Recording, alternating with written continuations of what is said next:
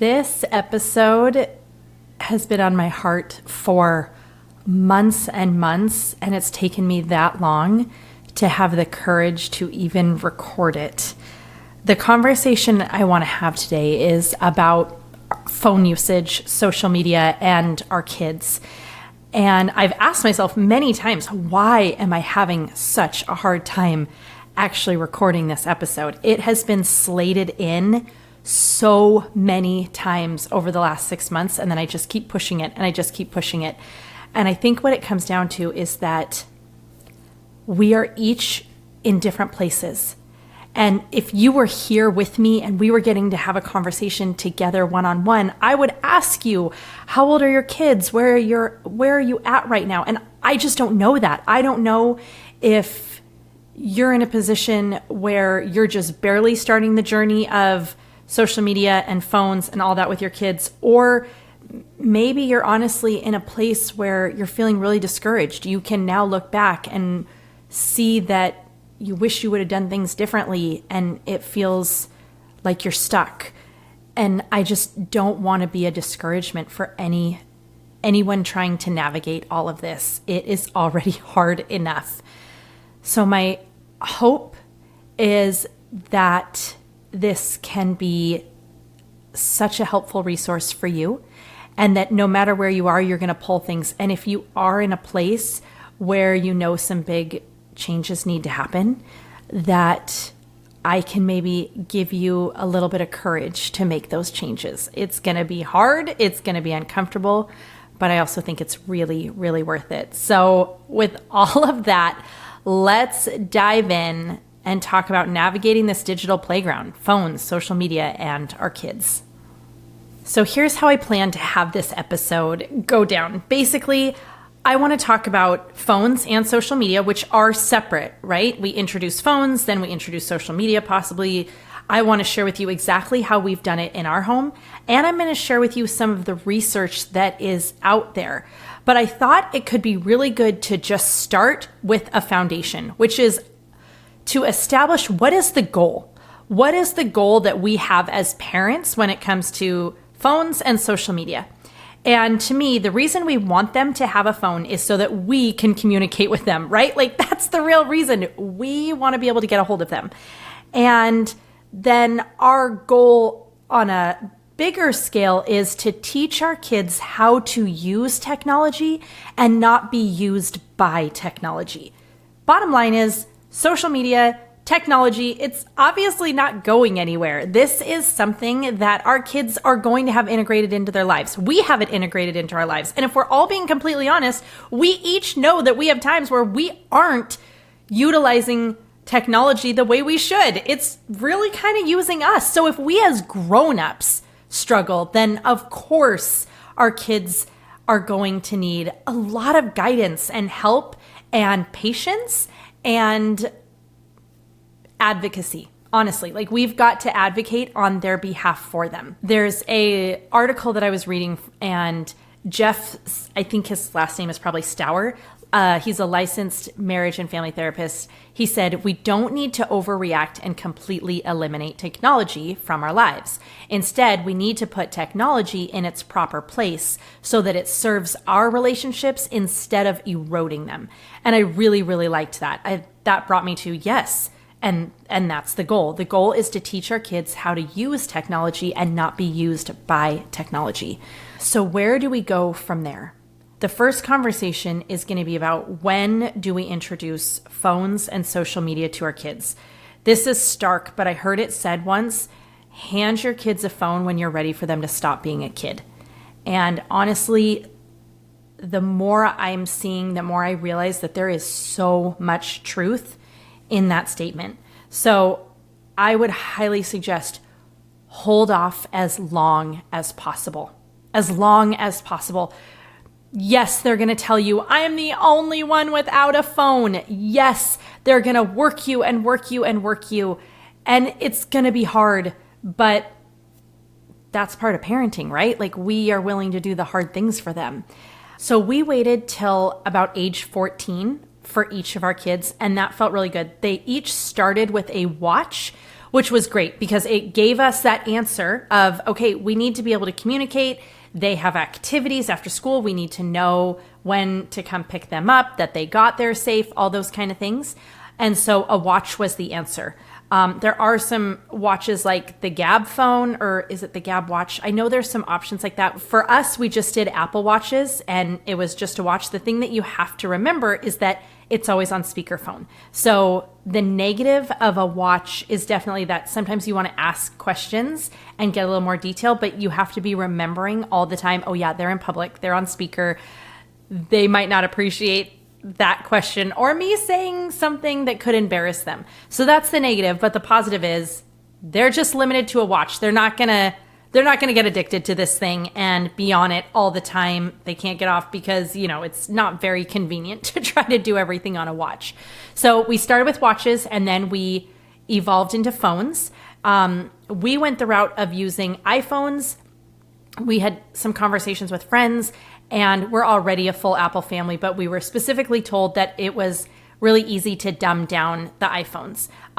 At this point, now it's just as easy to dumb down Androids, and there's even flip phone options, which is really great. I mean, then you really do have a dumb phone.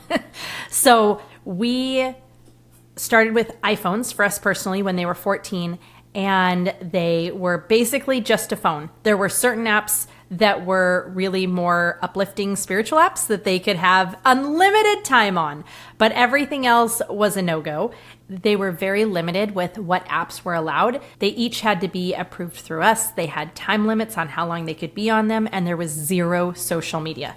Zero. So going back a moment, I think it's really important for us to realize what we're trying to teach them. We want them to be able to utilize technology because technology is powerful, it's amazing, and it does connect us. But the goal of these giant tech companies is to use us. So we have to be vigilant because they are putting the most brilliant minds with the biggest paychecks towards figuring out how to use us and how to keep us on their platforms because that's how they make money.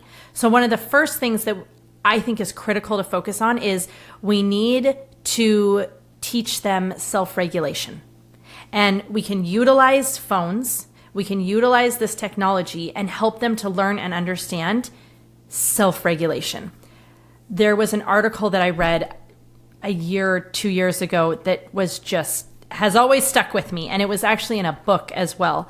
There was on Y Combinator, on their Hacker News, there was a post in 2019, and this is what it says. I'm the dev, so the developer, I'm the dev that built Netflix autoplay of the next episode. He goes on to explain that they're always A/B testing, okay? They're always split testing new features against two KPIs. Number one, hours watched. How long can they keep you watching?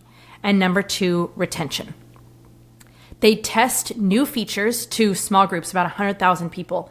And if hours watched or retention went up, the feature stayed. If it didn't, it was scrapped. Well, when autoplay was introduced, now just taking a break, this is how, when you're watching a show now, the little thing goes along the screen and the next one is loading up and it's just going to autoplay your next episode. When autoplay was introduced, there was a massive uptick in hours watched. It was the biggest increase of hours watched from any feature that Netflix had ever tried. They even tested the countdowns. They tested to figure out what was the correct amount of time before the next show that got people to continue watching. They tried 5 seconds, 10 seconds, 15 seconds, 20 seconds, and they landed on 10 seconds. But here's what's interesting. That was 2019 that he shared about this. Today, it's no longer 10 seconds. It's cut by half. And I think that's so fascinating and important to think about because before, 10 seconds was the sweet spot. We'd be thinking about it. If they did it too fast, we're like, no, I'm not watching another one. Now, I see it as our attention span has gone down even more. The next one needs to start faster, and that's how they keep us. And we're talking about Netflix. We're not even talking about YouTube or Instagram or TikTok or any of the other platforms. We're talking about Netflix, which is one that we feel relatively okay. right? They have the parent filter, you're on the family plan, whatever it might be. And Netflix is trying to ensure that they keep us as long as possible. So is YouTube. So is Instagram. So is TikTok. So is every other platform that is out there. We are the product, and they make money the longer that they keep us. So helping our kids to really understand that they're trying to keep us in, and there's an entire life and experience that we want to live, and we don't want to let our devices rob us of that. There is an incredible book called Irresistible, and I highly recommend reading it. I read it, loved it, and I knew I wanted my kids to hear it, but I wanted to be very cognizant of not making it seem like mom's making you read this. So what I would do is I would get them in the car and I would just get really excited. And I'd be like, you guys, I'm reading this book and I'm loving it so much. Do you mind if we listen to it for a little while? And I would press play and make sure that they were listening to it, especially certain sections that I really wanted them to hear. And I'm going to have links to everything that I possibly can in the show notes that we're talking about, because there's some really great resources that I found, and I want to make sure you have access to all those. Okay, the next thing that we want our kids to have is self-confidence, right? When we're thinking about like, we want to launch these kids into the world to be amazing, vibrant, confident humans, they need to have self-regulation. They need to have self-confidence.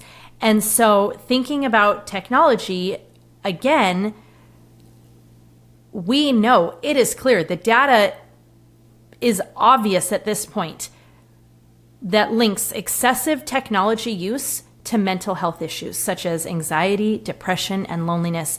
And I don't even think many of us even need to have the research studies tell us that anymore. We can look around and we can see kids that we love suffering, and we can see that there is also an extensive or excessive use of technology, and we can see there must be a correlation.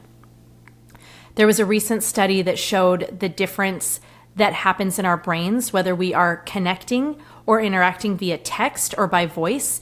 And when we're talking to someone on the phone or in person, serotonin is released, which is that feel good, that happy hormone that releases throughout our body and makes us feel good and connected. And it's the happy hormone. It does not happen when texting is the form of communication. There was no serotonin. And I think about technology. I think about how our kids are going more and more to just texting and not actually talking to people. I think about how they, just scroll and feel like, oh, I'm overwhelmed, I want to zone out. And we do it too as parents. Like, let's be honest, so do we, right? And all of those things, they're killing our self-confidence. They're killing our ability to see our own value, to connect with others, to build and strengthen relationships. So thinking about that component when it comes to technology. And then the last is self-love, right? We want them to be self-regulating. We want them to be self-confident. We want them to be self-reliant, and we want them to have self-love. And again, the research is so, so clear. The more time people spend on Facebook and Instagram and other social media channels, the more they compare themselves socially. And we don't even need research to tell us this. I think about that all the time. I love poring over these studies and looking at them, but I'm like, common sense tells me that when I'm on my phone too long, when I've been scrolling and scrolling, I will start to compare myself to everyone. And I'm a grown-up, confident woman. And yet I'm sitting there and I'm like, oh, I should have made my reel like that. Oh, I wish I was on a trip like that. Oh, she looks so good after having babies, better than I do. Or every once in a while, someone's doing worse than me. And so I'm still comparing myself, but in this very toxic, negative way where I'm deciding I'm good enough because someone else isn't doing as good in some area. And again, I'm a grown-up. I'm a 40-something woman with a lot more experience. So I can't even imagine how hard this is for our teenagers, especially our girls. There is a clear connection. It's becoming more and more clear with each year on rising rates of depression, and they coincide with smartphone usage. That's the bottom line. There was a study published in 2017 in the journal Clinical Psychological Science, and it looked at social media, smartphone usage, okay, that combo, and depression and suicide death rates in more than 500,000 US students in years 8 to 12 between 2010 and 2015. Now, remember, that's almost a decade ago. They found a 33% increase in the number of adolescents with high levels of depressive symptoms, and 31% died by suicide. That was in 2015. We are in 2024. And that increase was massively driven by females. In the end of the study, the author of the study noted that the increase in depressive symptoms correlated with smartphone adoption over that period. And then there's this whole other component, which honestly I hadn't really contemplated because this is still so new for all of us. I mean, just having smartphones available all the time, we're only just seeing the real effects because smartphones really weren't introduced until 2008 was the first iPhone. And so this is all so relatively new. We can't see all of the ramifications all the way, but we're starting to get more and more clear. And that's why I feel like it's so critical to have this conversation.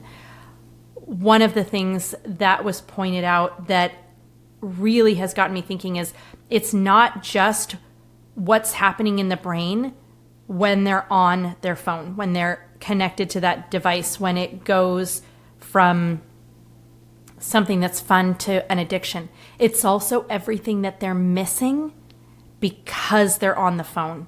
And this I have seen. I can't tell you how many times I have watched teenagers and I've seen one and it's just their insecurities. That's all it is. But they are glued to their phone because they're so scared to look up. They're so scared that maybe no one's going to talk to them. They don't know what to say. It feels uncomfortable.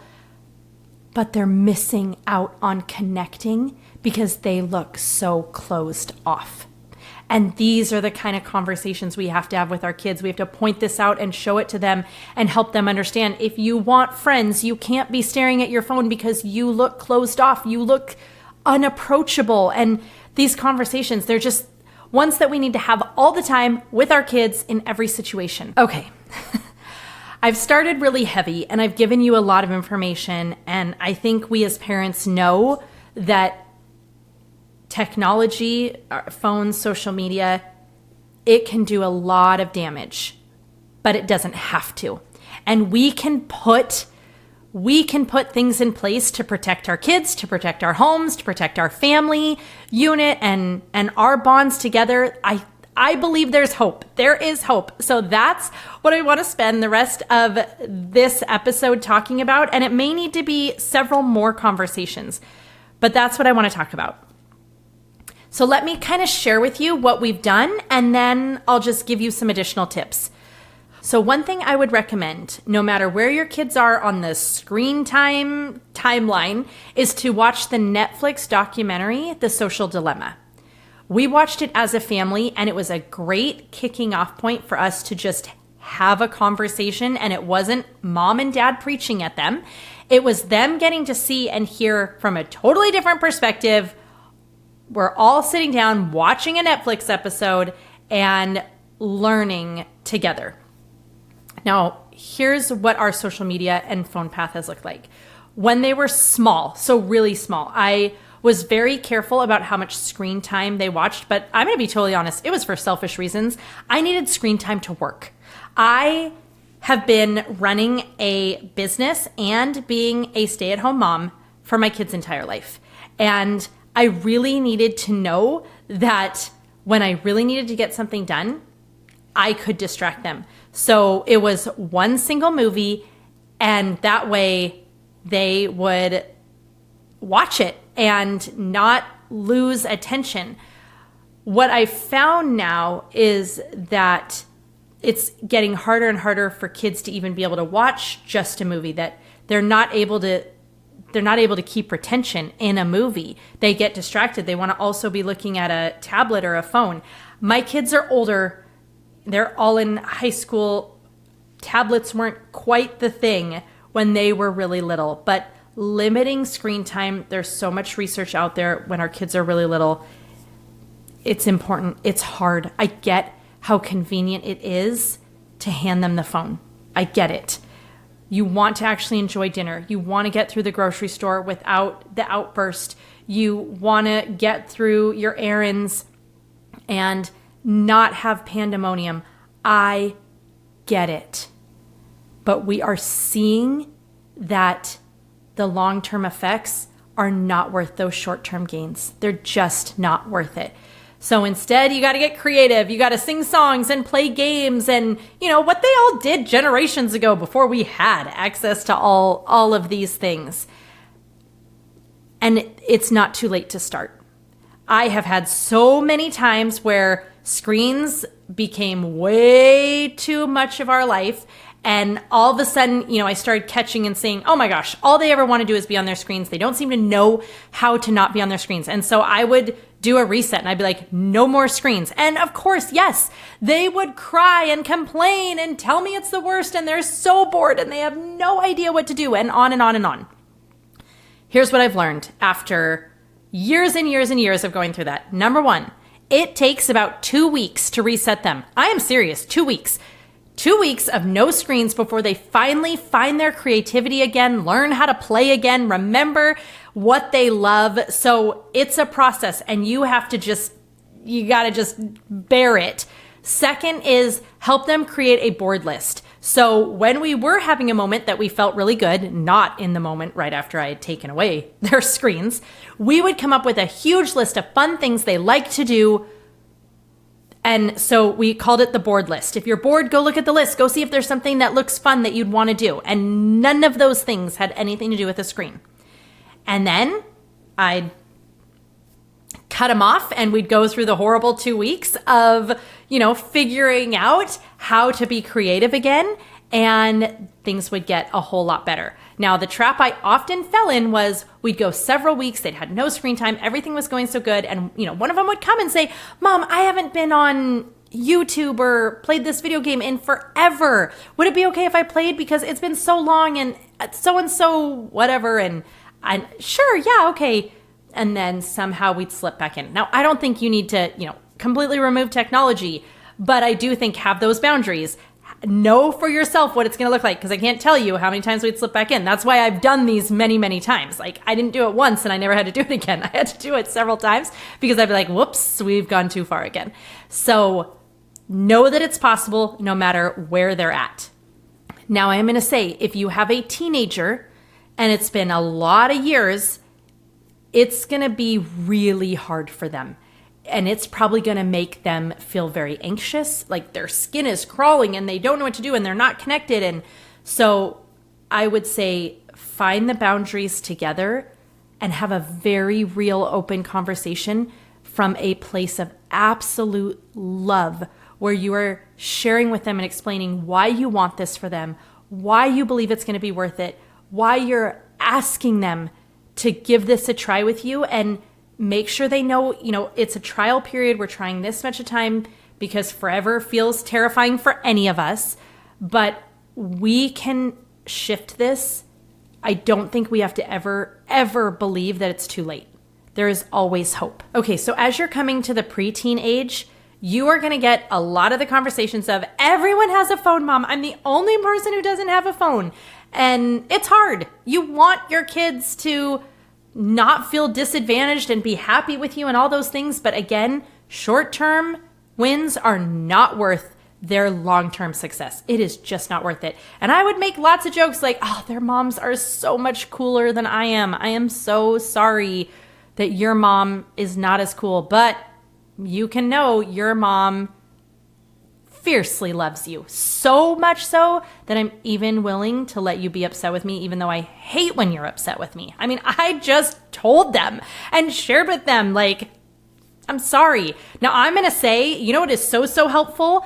Dr. Cheryl Ziegler actually shared this on our episode that we did. I'll have it in the links. It was episode 43, Avoiding Mommy Burnout and Teaching Our Kids a Better Way. But one of the things I love that she talked about is go talk to the other parents early.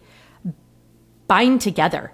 Make a little pact that you're all going to hold off on cell phones. That way you can be like, I know little Jenny and Taylor and Ruby. I'm trying to come up with names on the fly. It's not working. Anyways, I know they don't have phones either because I've talked to their mom. So that can really help. And then I shared this before, but starting with a watch is a great transitionary.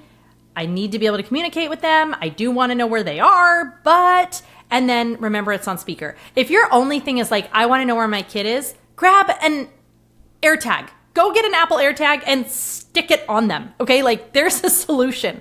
But if you want to be able to communicate a little bit, you can start with a watch. You can have only 5 people. That actually, my kids didn't start with an iPhone watch. They did start with, we happen to be T-Mobile, so they started with the T-Mobile Kid Watch, then went to the iPhone watch, then went to a phone. But starting with a watch can be a good transition. Okay, then at about 14-ish, that was the point when they got a phone. Now, we were not perfect. It was not like every single one of them on their 14th birthday got a phone. But essentially about 14 is when they got their phones. And we basically took a smartphone and tried to make it dumb. Now, we did iPhones because we're familiar with them, we're comfortable with them, and we had a lot of them extra that we were like, perfect, we already have some. But I think if I could go back, I would probably maybe do a flip phone. I would do a flip phone where it's like you can text, you can call, and I don't think you need to do anything else. I would probably start that way, but we started with iPhones. So on our phones, we approved all apps. We had time limits. We definitely had parent checks in there, parent controls and all kinds of things to try to protect. We made it very, very normal. We can look at and check your phone whenever we want. We own the phone. We pay the contract. This is not your phone. I'm sorry, you are a minor. You do not get to have your privacy. Your phone is our phone and we get to look at it at any time. And we just made that clear before they ever got the phone, and just letting them know we want to make sure we're protecting you. And we let them know there are bad people out there who want to try to reach kids, and our job is to protect you. That is literally my responsibility. And so we are going to check your phone. And then I think what's really critical is you need to make it a regular thing, and you need to make sure you're doing it when everything is great, and tell them, hey, I was looking at your phone and I just wanted to congratulate you and tell you, I thought it was really cool that I saw that your text message was so-and-so. That was really nice of you, or whatever it might be. Don't only look at their phones when you're suspicious, because that's going to, of course, create some angst and hostility. So just make it normal. It's not when we're suspicious, we check your phone. It's whenever we think about it, or on a regular every Monday night or Sunday night, we check phones, and they just know that. Another thing I highly suggest, don't let technology go into bedrooms. It's not worth it. The average child sees pornography at age 11, and it's not because the kids were trying to find pornography. It's because pornography is trying to find our children, and they can put in something that is seemingly so pure. It is so shouldn't be anything, and it somehow sends them down some path, and those little brains are not mature enough. They're not necessarily ready to turn away when they're seeing something they've never seen before and are completely curious about, and they can get sucked in. The goal of those disgusting companies is to trap people. And so we have to understand that they're trying to get our children, and we are going to fight just as hard. And a very simple way to help with that is that devices do not go in bedrooms. Everybody charges their phones upstairs on the kitchen island at night, And that way they're not down in their rooms. And when our kids are like, oh, what am I going to do for an alarm? Here's an Alexa, or here's an old school alarm. That's what you're going to do. Like, just be ready. They're going to give you excuses. They're going to give you reasons. They're really, really good at that, as they should be, as all of us were when we were teenagers, right? Like, that's normal. It's our job as parents to be ready to find a solution. There are no problems, only solutions. Mom, I have to have my phone. It's my alarm. Oh, I'm going to pick you up an alarm tomorrow. Don't worry. You won't need it. I will wake you up myself if I have to. So just be ready for what they're going to throw at you, and just know there's a solution for everything. You can solve it. Another thing that can be really fun is having a contract. So the first time you give them a cell phone, you can do a contract. We're actually working on creating a new one to be able to share with everybody. And it's literally a phone contract that's like, here's the rules, here's what we expect, here's what you get, and here's where the contract gets broken and your phone could be taken away. So having a contract. And then I really, really like Dr. Cheryl Ziegler. Her suggestion was wait until a minimum of 8th grade and try to talk with other parents. I shared that with you. I think it's so wise. We said 14. Is that 8th grade? I don't even know. I can't remember now. But somewhere in that range, the longer that you can wait, the better. It just really is. At age 16, we allowed social media to come in on their phones. Now, I'm going to tell you right now that we did not make our youngest wait till 16. And I can explain that to you why it was a little bit different. For our first two, they wanted social media for the social aspect, right? Like they wanted to see what friends are doing and share things and just scroll. That was the reason for social media. So they had to wait till they were 16. They started with Instagram. That's the only social media that they had. And it's actually on my phone. It's not on their phone. So it's on my phone. I'm the only one with the password. And so if they want to get onto social media, they have to say, hey, Mom, can I look at your phone? And I hand them my phone and they, have a timer or whatever, like here's how long you can look, and they can go on their Instagram account and look at social media. So it makes it very easy to help them learn to self-regulate because they can't just have never-ending hours. They only get to look at social media if they have my phone. So that's how we've done social media, and we allowed no other options. No Snapchat, no TikTok, absolutely not. It was Instagram only. They do have Pinterest, which I look at it as a search engine in the business world, but with teenagers, it can, again, create those feelings of comparison and searching and scrolling. So it's always important to just think about that and having these conversations where we're asking them all the time, like, how is it making you feel? Like, does it make you feel good? And if not, how can we shift that? And I think it's helping them realize, this is important for us too. If we feel like we're realizing, I don't have a very good relationship with Instagram. Like when I get off Instagram, I don't feel good about myself. Okay, well then, is it that you need a break from Instagram? Do you need to quit Instagram? Or is it maybe just that you need to look at who you're following and unfollow a few people that actually make you not feel good about yourself? And maybe it's not even anything negative they're doing. It's just that it triggers some really strong feelings of comparison. So looking at those kinds of questions.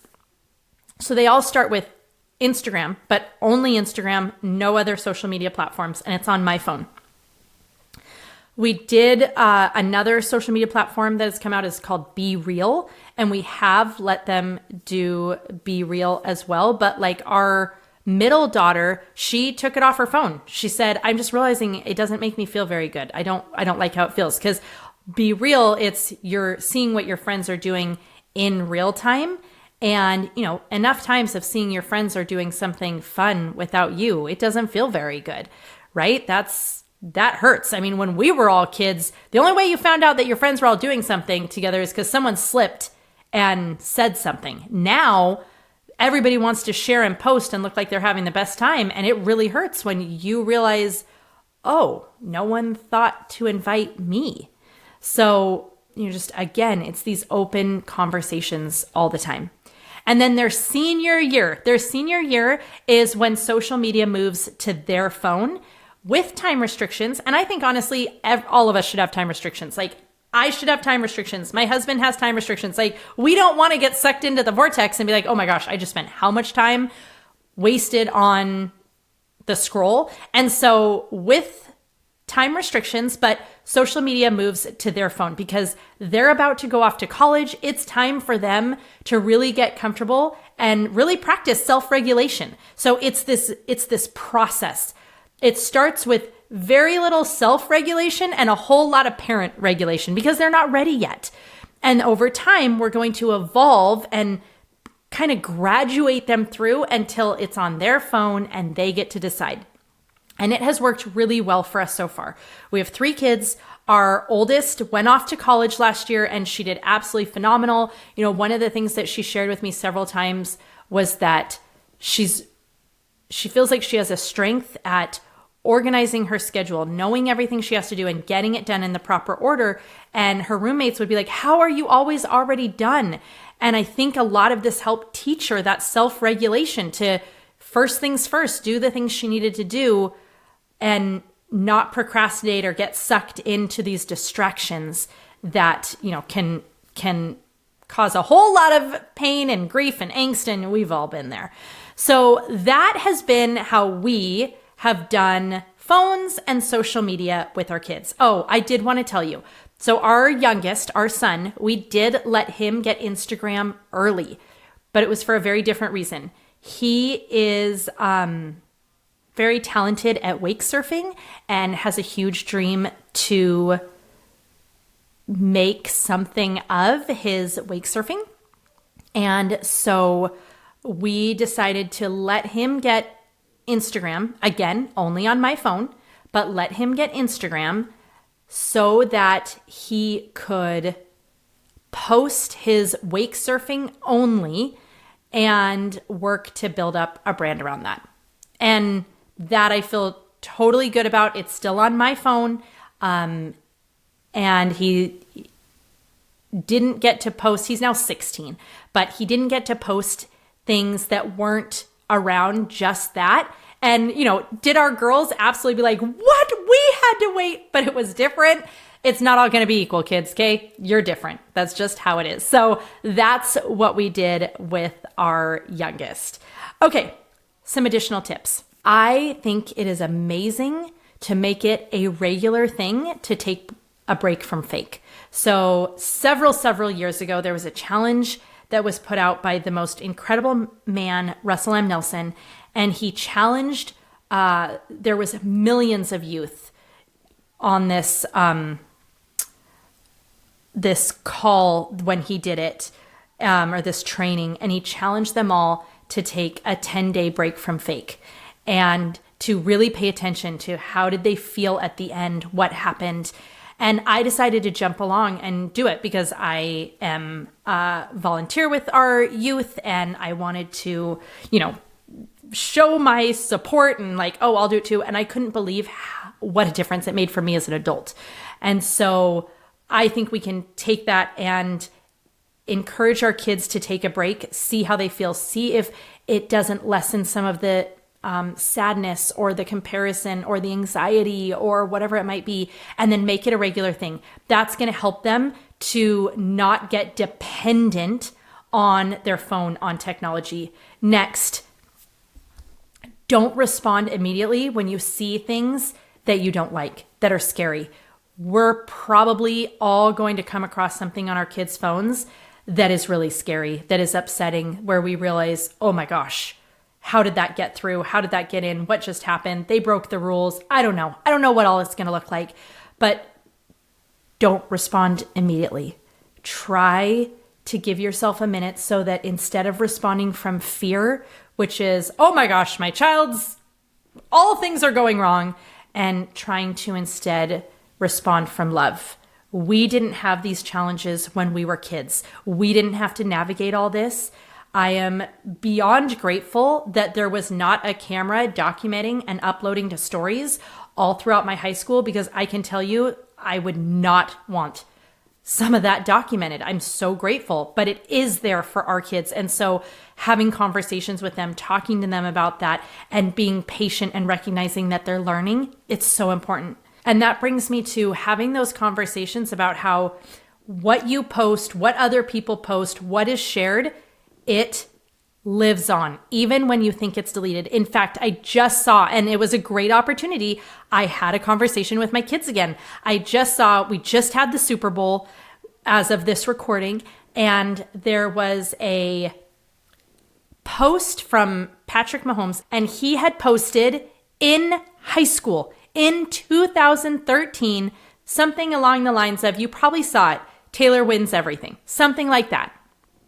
Thank goodness that was completely unharmful and it was kind of funny. And it's like, oh, there's Taylor Swift, like, helping out the NFL. And it was funny and it was harmless. But someone went and found that from 2013. These things can be found even when you think they've been deleted. Having those conversations with our kids is helpful. And that was a great learning opportunity, right? Like we saw that and I saw it and I pointed it out to the kids and I showed them, I'm like, you guys, look at this. This is why it's so important. You will have future employers, future, colleges, future person you want to marry who can see your social media. So be wise. Be smart about what you share and how it reflects who you are and who you want to be, how you want to be seen. So those kinds of conversations are, I think, really powerful and they should just be ongoing all the time. Okay, so additional tips. We paid for everything. We pay for the phone, we pay for the plan because we own it. And we want to make that really, really clear. Like, this is not yours. This is ours. We pay for it. You don't even have the option to go buy your own because this is ours. Now, here's the bottom line. Kids are smart and they're smarter than us when it comes to technology. So if they want to get around the parent restrictions or your rules on the phone, they will. They're really smart. So that's where it can't be this tyrannical approach. It has to be, they've got to understand why we're doing it, that it comes from a place of love, why it matters to us and why we're doing it for them. I think that makes such a difference. Okay, I suggested watching The Social Dilemma. It's on Netflix. It's a documentary as a family. I think it's really powerful. It really helped us have some great conversations as a family. And I have recommended that to all of my friends who have younger kids for years. Establish digital free zones and figure out what that means. Like, does it mean that, hey, dinner time is a digital free zone? When we go out to dinner, it's a digital free zone. When we're all watching a movie together, it's a phone free zone. That's one we've done because everyone kind of gets into this habit of like sitting down to watch a movie and then everyone's just staring at their phones instead of watching the movie. And I think that's not helping to our depleting attention spans. I don't know if you've seen it, but like there's research that humans' attention spans are now worse than goldfish.